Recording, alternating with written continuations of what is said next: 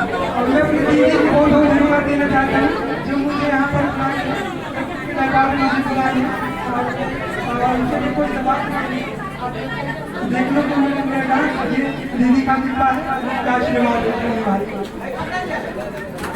आइए मैं चाहता हूँ आप लोग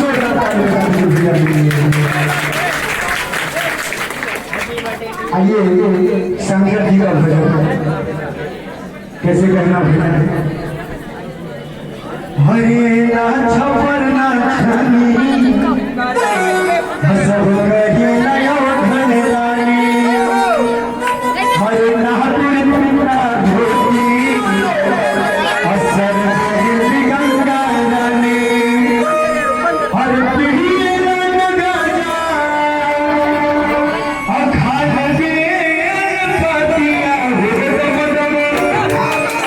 हर डमरू बजावे लाग मार जो किया और जब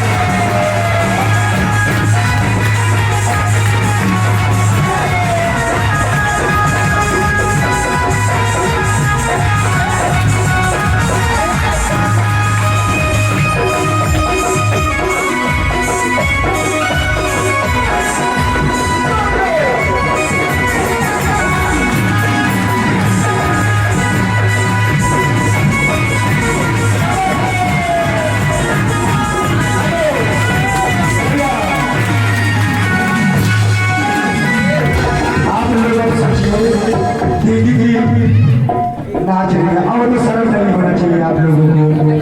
अच्छा आप लोगों को अपने जगह पे खड़े हो जाइए बगैर कुछ कहे। अब भाई डीजे चला कर सब नाच रहे हैं।